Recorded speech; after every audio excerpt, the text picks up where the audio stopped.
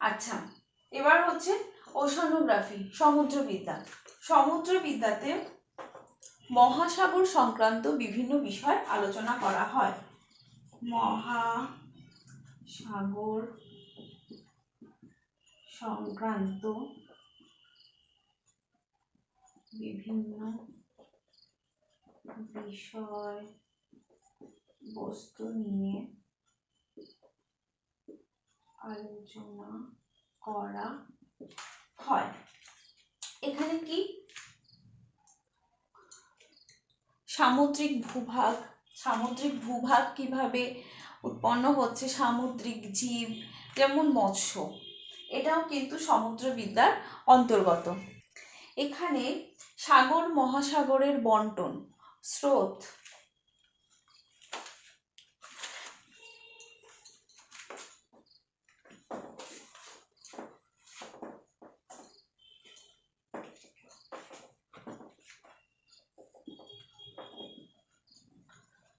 সাগর মহাসাগরের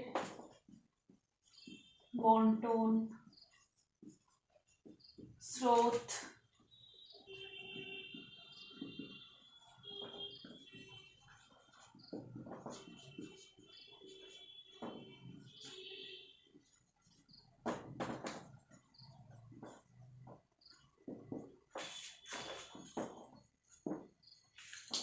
এখানে সাগর মহাসাগরের বন্টন মানে যতগুলো সাগর এখানে রয়েছে আমাদের পৃথিবীতে সেগুলোর বন্টন মানে এগুলোর বিস্তার কতটা, বন্টন মানে হচ্ছে বিস্তার,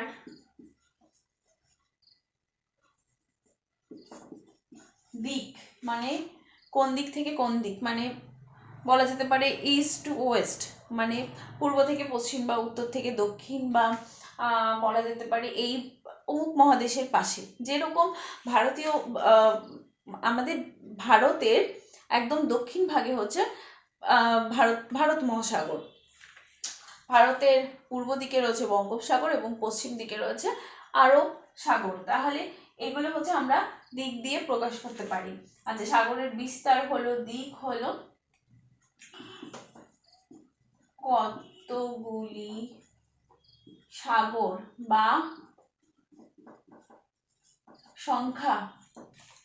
আচ্ছা, তারপর রয়েছে স্রোত, মানে কোন স্রোত, এই যে মহাসাগরের তো একটা স্রোত আছে, মহাসাগর বা সাগরের একটা স্রোত আছে, কোন দিক থেকে স্রোত কোন দিকে যাচ্ছে, স্রোতের উৎপত্তি কেন হচ্ছে, হাওয়ার গতিবেগের সাথে স্রোতের কি কি পরিবর্তন হচ্ছে, এই সমস্ত বিষয়গুলি এখানে আলোচনা করা হয়। তলদেশের ভূভাগ মানে কি, সমুদ্র তলদেশের ভূভাগ। আমরা ছোটবেলায় সবাই ভাবতাম সমুদ্রের তলায় মনে হয় একটা বালির স্তর রয়েছে, খুব সমান একটা স্তর, কিন্তু একদমই না।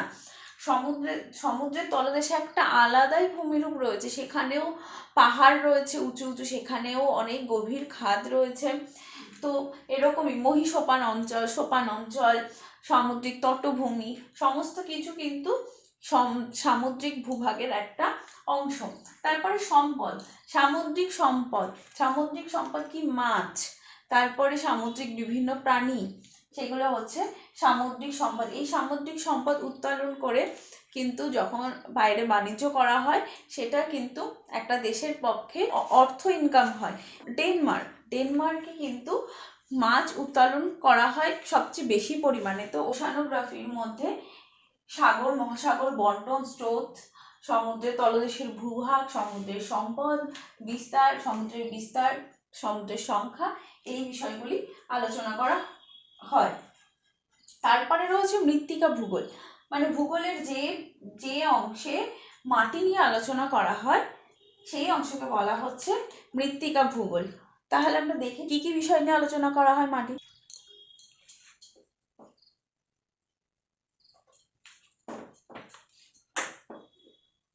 মৃত্তিকা ভূগোলে মাটির উৎপত্তি, মাটির ধর্ম, মাটির বন্টন, মাটির গ্রথন, মাটির গঠন, সমস্ত কিছু নিয়ে ডিসকাস করা হয়। প্রথমেই মাটির ব্যবহার, কি কাজে মৃত্তিকা ব্যবহার করা হয়। প্রথমত কি, চাষবাসের ক্ষেত্রে, চাষাবাদ, আচ্ছা, তারপরে কি মাটির গঠন, মাটির গঠন,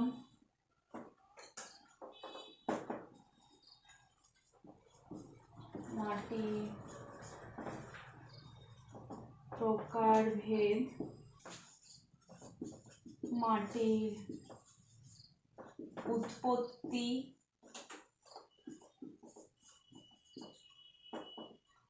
ভৌত পরিবর্তন, ধর্ম, মাটির বন্টন,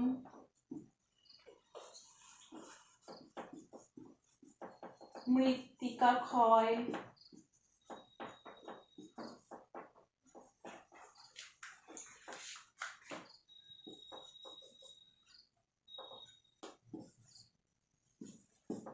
মাটির সংরক্ষণ,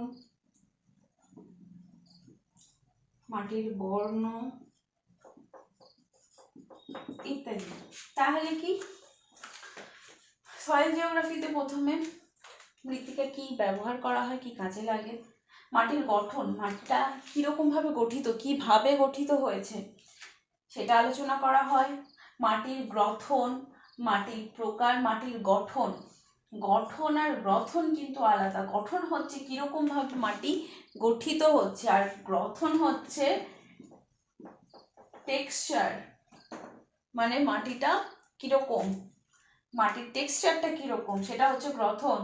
এই টেক্সচারের ওপরে কিন্তু মাটির উর্বর না অনুর্বর, কি মাটির বৈশিষ্ট্য কেমন হবে, এই সমস্ত কিছু, মাটির রং কেমন হবে, এই সমস্ত কিছু কিন্তু খানিকটা নির্ভর করে।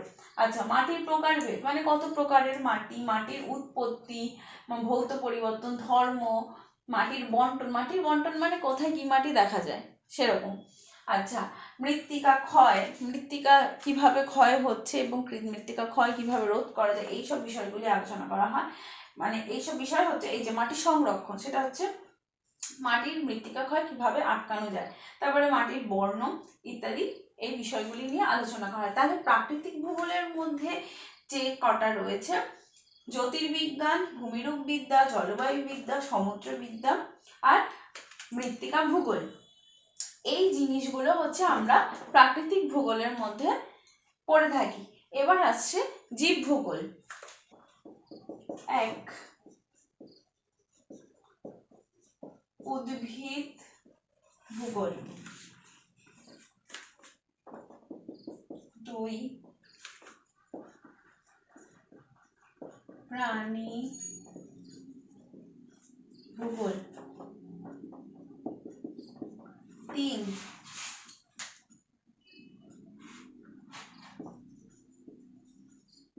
মানবীয় বাস্তুবিদ্যা, 4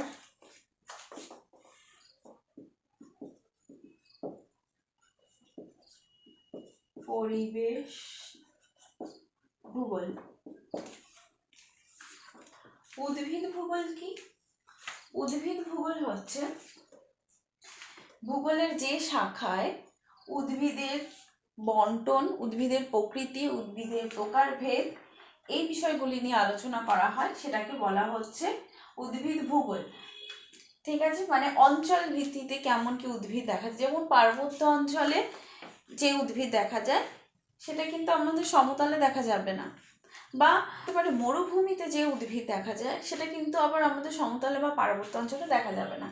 তাহলে সেটা হচ্ছে কি অবস্থান ভেদে উদ্ভিদের বন্টন, সেই বিষয়গুলি আলোচনা করা হয়। উদ্ভিদের প্রকারভেদ, কত প্রকারের উদ্ভিদ হয়, উদ্ভিদের জন্ম, উদ্ভিদের বৈশিষ্ট্য, পরিবেশগত উদ্ভিদের বিভাগ, সেই জিনিসগুলো জীব ভূগোলের এই উদ্ভিদ ভূগোলে আলোচনা করা হয়। আচ্ছা, প্রাণী ভূগোল একই রকম করে উদ্ভিদের মতনই প্রাণী নিয়ে যে ভূগোলে আলোচনা করা হয়, প্রাণীর বিষয়বস্তু নিয়ে, সেটা হচ্ছে প্রাণী ভূগোল। কি কি আলোচনা করা হয়? প্রাণীর প্রকারভেদ, কত প্রকারের প্রাণী রয়েছে, অঞ্চল ভিত্তিতে প্রাণীদের বন্টন, প্রাণীদের উদ্ভব কিভাবে হচ্ছে, প্রাণীদের বিকাশ কিভাবে হচ্ছে, প্রাণীদের গুরুত্ব, তাদের সংরক্ষণ। হ্যাঁ, উদ্ভিদ ভূগোলে কিন্তু উদ্ভিদের সংরক্ষণ বিষয়েও আলোচনা করা হয়, প্রাণী ভূগোলেও প্রাণীর সংরক্ষণ বিষয় নিয়ে আলোচনা করা হয়। আচ্ছা, মানবীয় বাস্তুবিদ্যা মানে মানবীয় বাস্তুবিদ্যা হচ্ছে পরিবেশের সাথে মানুষের যে একটা আন্তঃসম্পর্ক রয়েছে সেই বিষয় নিয়ে ভূগোলের এই অংশে আলোচনা করা হয়। তারপরে রয়েছে পরিবেশ ভূগোল। পরিবেশ ভূগোল আগেই বলেছি, পরিবেশের বিষয়বস্তু নিয়ে আমাদের এই চারিপাশের মানে আমাদের পরিবেশের সমস্ত কিছু নিয়ে যেখানে ভূগোলের যে অংশে আলোচনা করা হয় সেটা হচ্ছে পরিবেশ ভূগোল। আচ্ছা, এখানে পরিবেশের উপাদান,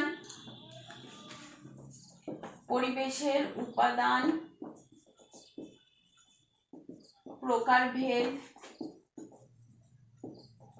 সম্পদ,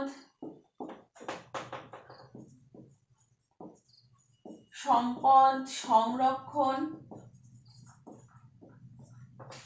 আচ্ছা, দূষণ, বিভিন্ন দূষণ, মৃত্তিকা দূষণ, বায়ু দূষণ, জল দূষণ, এই বিষয়বস্তুগুলো। আচ্ছা, পরিবেশের যে পরিবেশের প্রত্যেকটা বিষয়ের যে পারস্পরিক সম্পর্ক সেগুলো এখানে আলোচনা করা হয়। তাহলে পরিবেশ ভূগোলের সম্পদের সংরক্ষণ, সম্পদের প্রকারভেদ, সম্পদের ব্যবহার, আচ্ছা, পরিবেশের উপাদান কি কি, পরিবেশের প্রকারভেদ, দূষণ, এই সমস্ত বিষয়বস্তু নিয়ে আলোচনা করা হয় ভূগোলের এই শাখায়, পরিবেশ ভূগোলের এই শাখায়। এটা কি, তাহলে আমরা জীব ভূগোলের 4টে ভাগ পাচ্ছি, উদ্ভিদ ভূগোল, প্রাণী ভূগোল, মানবীয় বাস্তুবিদ্যা আর পরিবেশ ভূগোল। নেক্সট আসছে মানবীয় ভূগোল। মানবীয় ভূগোলের অনেকগুলো পার্ট রয়েছে, যেমন মুছে দিতে হবে এই অংশটা। মানুষ পরিবেশের বিভিন্ন ক্রিয়া প্রতিক্রিয়া, তাদের আন্তঃসম্পর্ক, সমস্ত বিষয় নিয়ে আলোচনা করা হয়। এটার আবার কতগুলো পার্ট রয়েছে, সেগুলো হলো 1, রাশিমাত্রিক ভূগোল। রাশিমাত্রিক ভূগোল হচ্ছে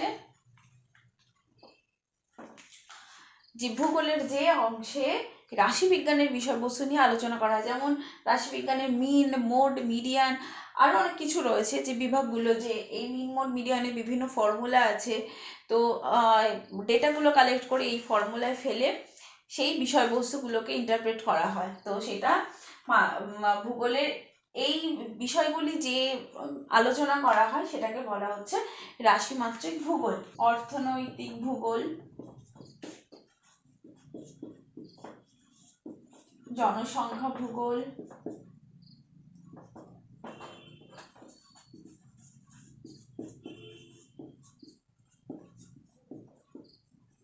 রাজনৈতিক ভূগোল,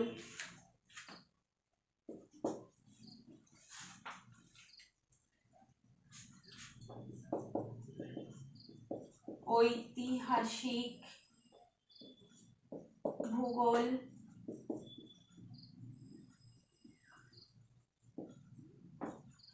সামাজিক ভূগোল,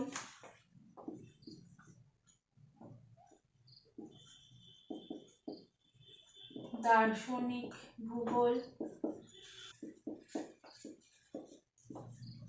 সাংস্কৃতিক ভূগোল। তাহলে রাশিমাত্রিক ভূগোলের পরে আসছে অর্থনৈতিক ভূগোল। অর্থনৈতিক ভূগোল কি, অর্থনীতির বিষয়বস্তু নিয়ে আলোচনা করা হয়। বাজার, ব্যবসা বাণিজ্য, কোনো পণ্য আমদানি রপ্তানি, সেগুলোর বিক্রয় শুল্ক, এই বিভিন্ন বিষয়বস্তু নিয়ে অর্থনৈতিক ভূগোলে আলোচনা করা হয়। তারপর হচ্ছে জনসংখ্যা ভূগোল। জনসংখ্যা ভূগোল কি, জনসংখ্যা বিষয়ে আলোচনা করা হয়। জনস্ফীতি হচ্ছে, জনসংখ্যা হ্রাস হচ্ছে, তারপরে কি জনসংখ্যা কোথাও কম কোথাও বেশি, সেটার কারণ কি, ঠিক আছে, এই সমস্ত বিষয়বস্তু নিয়ে জনসংখ্যা ভূগোল। এর মধ্যে মেল ফিমেল, মেলের পরিমাণ বেশি মানে পুরুষের পরিমাণ বেশি না স্ত্রীর পরিমাণ বেশি, এই বিষয়বস্তুগুলোকে নিয়ে আলোচনা করা হয়। তারপরে দরিদ্র সীমা, এই সমস্ত টপিকগুলো এর মধ্যে রয়েছে। আচ্ছা, রাজনৈতিক ভূগোল কি?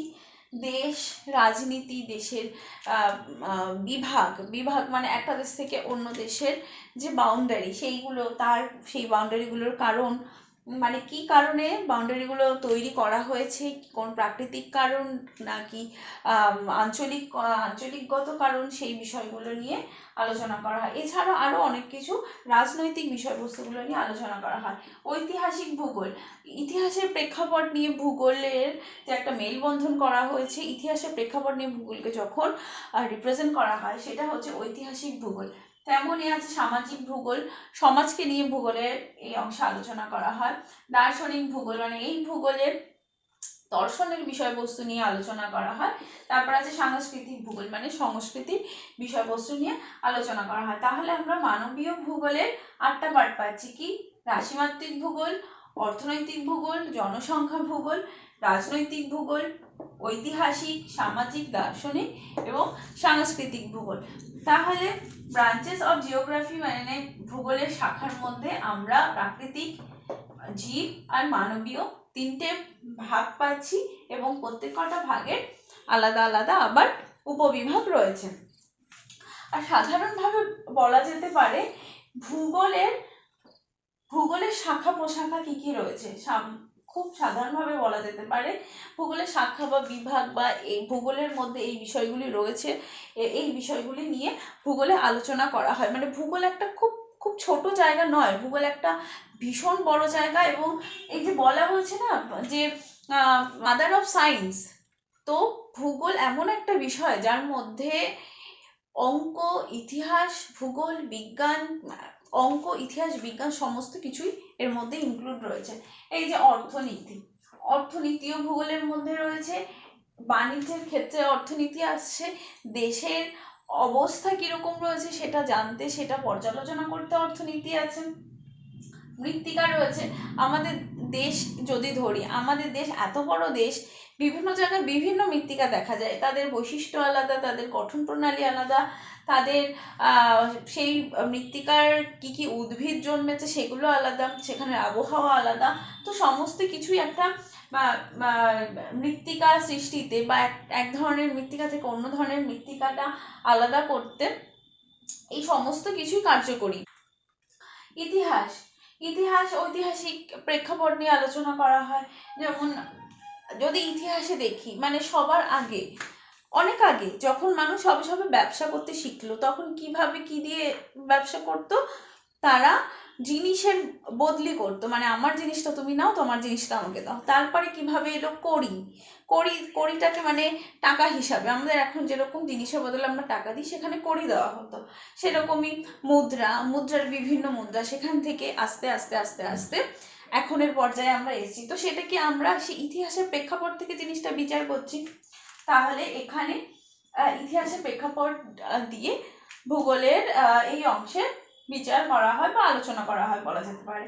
তারপরে প্রাণীবিদ্যা, উদ্ভিদবিদ্যা, রাষ্ট্রবিদ্যা, পরিবেশ, গণিত, দর্শন, রাশিবিজ্ঞান সবকিছুই ভূগোলের মধ্যে অন্তর্নিহিত রয়েছে। মানে আমরা যদি ওভারঅল ভূগোল মানে পড়ি বা জানার চেষ্টা করি, তাহলে আমাদের এই সব বিষয়গুলি পড়তে হবে, এই সব বিষয়গুলি এর মধ্যে থাকবে, ইনক্লুড থাকবে।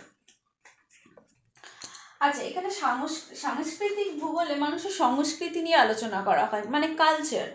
এক এক মানুষের এক এক রকম কালচার রয়েছে, জায়গা ভিত্তিতে কালচার, মানুষের ধর্ম, বর্ণ, এগুলো সবই কিন্তু সাংস্কৃতিক ভূগোলের মধ্যে পড়ছে। যে এই মানুষ এই ধর্ম, এই মানুষ এই ধর্ম, যে একটা মানুষ আর একটা মানুষের থেকে বিভিন্ন ধর্মের কালচার আলাদা, জায়গা ভিত্তিতে কালচার আলাদা। যেরকম যারা পাঞ্জাবি তাদের একটা আলাদা কালচার থাকবে, যারা মুসলিম, যারা খ্রিস্টান, বৌদ্ধ, তাদের প্রত্যেকেরই কিন্তু কালচারগুলো আলাদা। এগুলো কিন্তু সাংস্কৃতিক ভূগোলের মধ্যে আলোচনা করা হয়। আচ্ছা, নেক্সট আসছি যে ভূগোল আমরা কেন পড়বো, ভূগোল পড়ার ভবিষ্যৎ কি?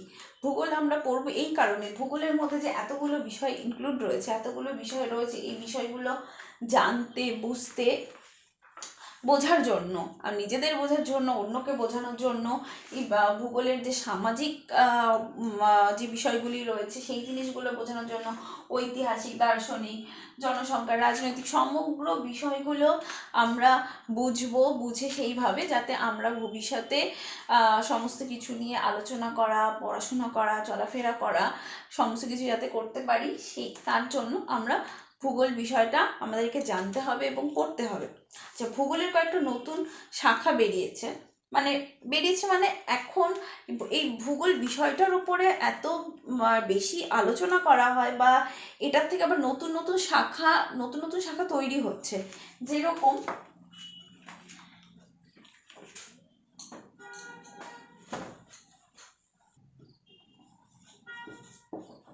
আঞ্চলিক ভূগোল পরিকল্পনা, মানে এখানে আঞ্চলিক ভূগোলের পরিকল্পনা নিয়ে আলোচনা করা হয়। পরিকল্পনা করা, কিভাবে কি করা যায়, ভূগোলের আঞ্চলিক বিষয়বস্তু নিয়ে এখানে আলোচনা করা হয়।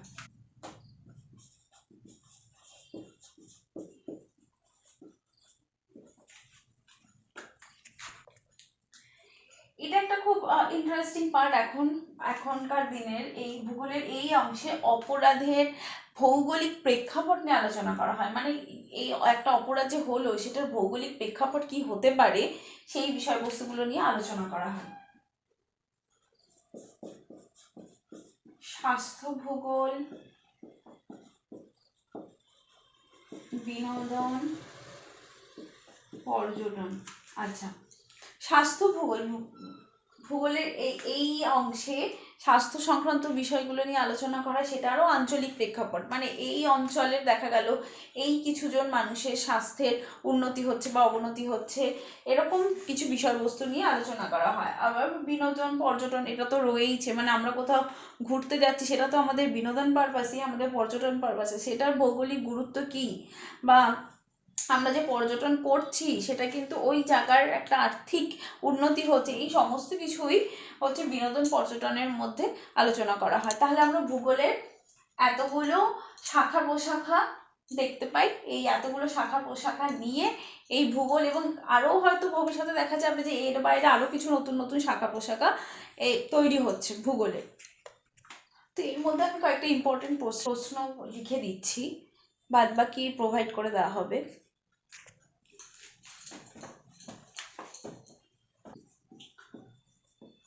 ভূগোল কথার অর্থ কি?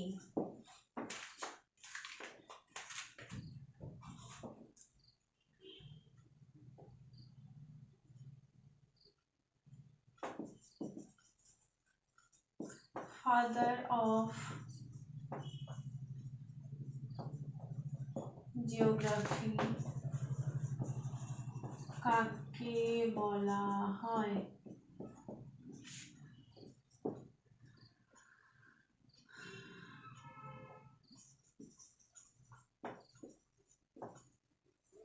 জিওগ্রাফি কথাটি প্রথম কে ব্যবহার করেন?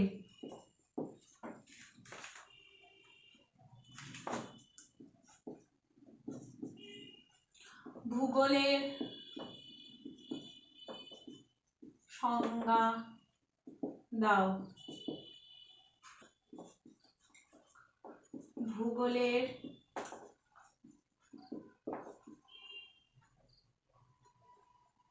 পরিধি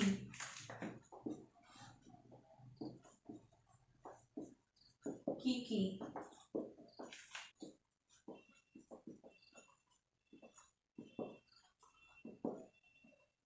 ভূগোলের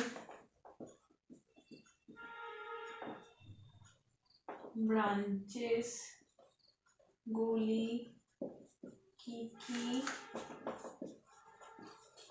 বিস্তারিত আলোচনা করো। মোটামুটি এই কোশ্চেনগুলো ইম্পর্টেন্ট আছে, এগুলো তৈরি করলে মোটামুটি পাওয়া যাবে, আর বাদ বাকি কোশ্চেন দিয়ে দেওয়া হবে। তাহলে আজকে পড়ানোটা এই অবধি থাক, আর নেক্সট দিন নেক্সট টপিক নিয়ে